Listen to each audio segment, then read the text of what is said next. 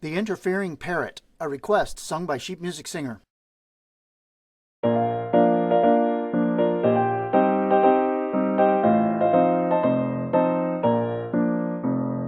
parrot once resided in a pretty gilded cage. Sarcastic was his temper and uncertain was his age. He knew the two canaries had apartments overhead, who'd only very recently been wed. They'd recently been wed. He kept an eye on all that they were doing, an interfering parrot in a nasty frame of mind, and vowed he'd stop their billing and their cooing, which really was exceedingly unkind, exceedingly unkind. Polly winked his eye, and Polly gave a sigh, and Polly took his best hat down. He called on Mrs. C and took a cup of tea. When Mr. C had gone to town, then wisely wagged his head and seriously said, "Well, husbands are a lot, a pretty one you've got. Such tales I never heard, so dissolute a bird I never met before. What goings on allure?"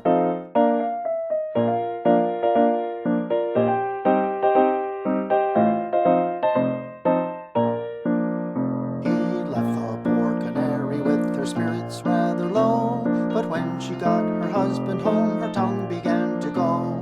In vain he tried caresses and attempted to deny. The silly little bird began to cry, the bird began to cry.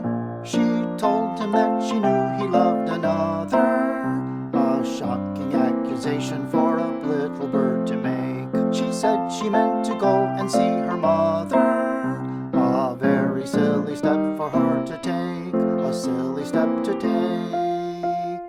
Polly winked his eye, and Polly gave a sigh, and Polly took his best hat down. He knew there'd be a fuzz, so jumping on a bus, he called on Mr. C in town, then wisely wagged his head and seriously said, "A pretty wife you've got, I see you've had it hot, and bless your heart it's true, she's just as bad as you. Directly you are gone, oh don't you carry on."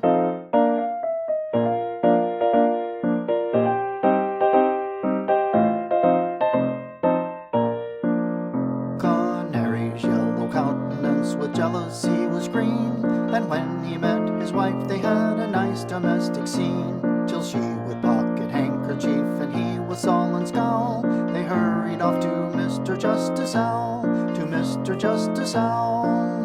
He granted a judicial separation, and all because of Polly's unsubstantiated words, and now they live in icy isolation. Two really very wretched little birds, two wretched little birds.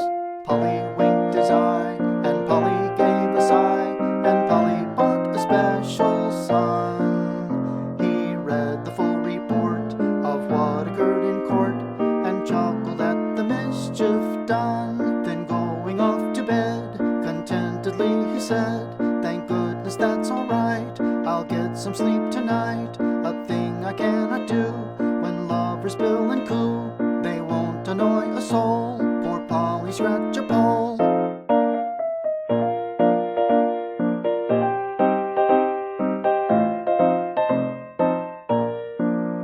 Of course there is a moral, and of course it's at the end. Those foolish young canaries had a monkey for a friend, and as to all the trouble each in turn was giving vent, they put the cunning monkey on the scent, they put him on the scent.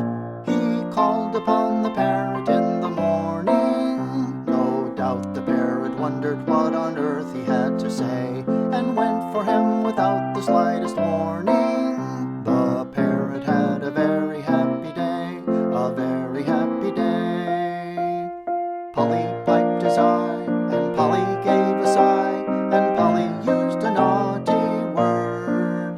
The monkey, when he'd done, of feathers hardly one, had left upon the bed old bird. He scratched his aching head, and ruefully he said, "Oh Sarah, ain't it prime? I've had a beastly time. sorry on the whole.